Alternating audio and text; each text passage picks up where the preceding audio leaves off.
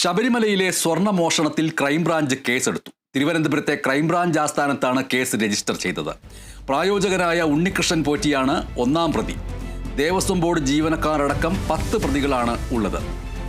D Binoy, special correspondent, തിരുവനന്തപുരത്ത് നിന്ന് ഞങ്ങളുടെ പ്രതിനിധി ചേരുന്നു. ശബരിമലയിലെ സ്വർണ്ണമോഷണത്തിൽ ക്രൈംബ്രാഞ്ച് കേസെടുത്തിരിക്കുമ്പോൾ ആ കേസിൽ ഏത് തരത്തിലുള്ള കാര്യങ്ങളാണ് എടുത്തു പറയുന്നത്? ഒന്നാം പ്രതി ഉണ്ണികൃഷ്ണൻ പോറ്റിയാണ് എന്ന് പറയുമ്പോൾ അതിനെ സാധൂകരിക്കുന്ന രീതിയിലുള്ള കാര്യങ്ങൾ അതിൽ സൂചിപ്പിച്ചിട്ടുണ്ടോ? എത്ര പ്രതികളാണ് മൊത്തത്തിലുള്ളത്? അല്പസമയം മുമ്പാണ് ഇത് സംബന്ധിച്ച വിവരങ്ങൾ പുറത്തു വന്നത്. 2019 നടന്ന സ്വർണ്ണക്കോളയുമായി ബന്ധപ്പെട്ടുള്ള സംഭവത്തിലാണ് ഇപ്പോൾ കേസെടുത്തിരിക്കുന്ന വിവരമാണ് നമുക്ക് ലഭ്യമാകുന്നത്. ഉണ്ണികൃഷ്ണൻ പോറ്റിയും ഒപ്പം അന്ന് അവിടെ ഡ്യൂട്ടിയിലുണ്ടായിരുന്ന ദേവസ്വം ബോർഡിലെ ഉദ്യോഗസ്ഥർ, അതായത് മഹസർ തയ്യാറാക്കുമ്പോൾ അതിൽ ഒപ്പിട്ട ഉദ്യോഗസ്ഥർ തുടങ്ങിയ 10 പേരെയാണ് ഇപ്പോൾ പ്രതിപട്ടികയിൽ ചേർത്തിരിക്കുന്നത്. വിശ്വാസവഞ്ചന, ഗൂഢാലോചന, കവർച്ച എന്നീ വകുപ്പുകൾ ചേർത്താണ് കേസെടുത്തിരിക്കുന്നത്. ഇതിൽ ഈ സംഭവവുമായി ബന്ധപ്പെട്ട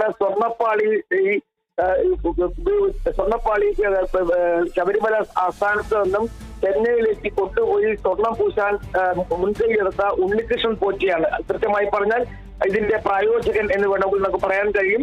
ആ ഉണ്ണികൃഷ്ണൻ പോറ്റി ഉൾപ്പെടെ ഉള്ള ആളുകളാണ് ഈ കേസിലെ 10 പ്രതികൾ. ഇവർക്കെതിരെ കവർച്ചയും വിശ്വാസവഞ്ചനയും ഗൂഢാലോചന കുറ്റങ്ങൾ ചുമത്തിയിട്ടുണ്ട്. ഇന്നലെ മുതൽ തന്നെ വലിയ തരത്തിൽ ഒരു ചർച്ചയായിരുന്നു ഈ സംഭവത്തിൽ എത്ര പ്രതികൾ ഉൾപ്പെടും എന്നുള്ള കാര്യത്തിൽ.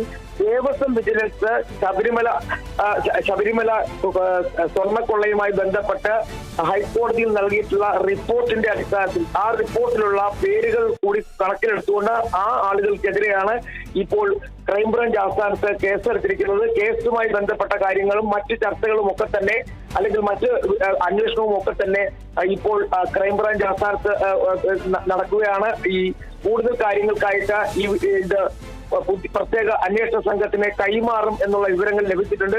അല്പസമയത്തിനുള്ളിൽ തന്നെ ഈ കേസ് അന്വേഷിക്കുന്ന ശശിധരൻ IPS അവിടെ ക്രൈംബ്രാഞ്ച് ആസ്ഥാനത്ത് ചേരും. അതുമായി ബന്ധപ്പെട്ട ചർച്ചകൾ ഇപ്പോഴും പുരോഗമിക്കുന്നു. കാരണം ഇതിനെ വളരെ വേഗത്തിൽ അന്വേഷണം പൂർത്തിയാക്കണം എന്ന് കോടതി കൂടി നിഷ്കർഷിച്ചിരിക്കുന്ന ഒരു സാഹചര്യത്തിൽ വളരെ വേഗത്തിൽ അന്വേഷണം പൂർത്തിയാക്കാനാണ് സർക്കാരിന് വലിയ തരത്തിൽ ബുദ്ധിമുട്ടുണ്ടാക്കുന്ന ഒരു കേസായിരുന്നു. പ്രത്യേകിച്ചും 2019-ലും 2024-ലും ഈ സ്വർണ്ണപ്പാളി വിവാദവുമായി ബന്ധപ്പെട്ടുകൊണ്ട് ഉയർന്നു വന്ന വിഷയങ്ങൾ അതുകൂടി കണക്കിലെടുത്തുകൊണ്ട് തന്നെ സർക്കാരിന്റെ ഒരു നിർദ്ദേശം കൂടി ഉണ്ടായിരുന്നു. ഇന്ന് തന്നെ കേസെടുക്കണം, കേസെടുത്തിട്ട് അത് പ്രത്യേക അന്വേഷണ സംഘത്തിന് കേസ് കൈമാറണമെന്ന്. കാരണം ഇത് H. വെങ്കടേഷ് ADGP ക്രൈംബ്രാഞ്ചിന്റെ ആസ്ഥാനത്ത് ചുമതലയുള്ള തലവനാണ്. അദ്ദേഹത്തിന്റെ നിർദ്ദേശപ്രകാരമാണ് കേസെടുത്തിരിക്കുന്നത്. ഇതുമായി ബന്ധപ്പെട്ട കൂടുതൽ വിവരങ്ങൾ നമുക്ക് ലഭ്യമല്ല. എന്തായാലും കേസ് പ്രത്യേക അന്വേഷണ സംഘത്തിന് കൈമാറും. 10 പ്രതികളുണ്ട്. അന്വേഷണ സംഘത്തിന്റെ ക്യാമ്പ് പത്തനംതിട്ടയിലായിരിക്കുമെന്ന വിവരങ്ങളാണ് ഇപ്പോൾ നമുക്ക് ലഭിക്കുന്നത്. അതെ, അന്വേഷണ സംഘത്തിന്റെ ക്യാമ്പ് പത്തനംതിട്ടയിൽ ആവേണ്ടതുണ്ട്. പ്രത്യേകിച്ചും ഇപ്പോൾ ഒന്നാം പ്രതിയായിട്ട് ഉണ്ണികൃഷ്ണൻ പോറ്റിയെ പ്രതി ചേർക്കുമ്പോൾ ഇതേ സമയം തന്നെ ശബരിമലയിലെ ദ്വാരപാലക ശില്പത്തിലെ സ്വർണ്ണപ്പാളി മോഷണം പോയ സംഭവത്തിൽ പ്രായോജകനായിട്ടുള്ള ഉണ്ണികൃഷ്ണൻ പോറ്റിയോട് നാളെ സന്നിധാനത്ത് ഹാജരാകാൻ ഹൈക്കോടതി നിയോഗിച്ചിട്ടുള്ള ജസ്റ്റിസ് KT ശങ്കറിൻ്റെ നിർദ്ദേശവും ഒരു ഭാഗത്തുണ്ട്.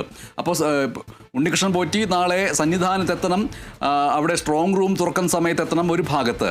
അതേസമയത്ത് തന്നെ ഉണ്ണികൃഷ്ണൻ പോറ്റിക്കെതിരെ ഇപ്പോൾ ഡി ബിനോയ് സൂചിപ്പിച്ചതുപോലെ ഒന്നാം പ്രതിയായി കേസെടുത്തിരിക്കുന്നു ക്രൈംബ്രാഞ്ച്. അല്പസമയത്തിനകം അതുമായി ബന്ധപ്പെട്ട ദ്രുതഗതിയിലുള്ള നീക്കങ്ങൾ ആരംഭിക്കുമെന്ന് ഡി ബിനോയ് റിപ്പോർട്ട് ചെയ്യുന്നു.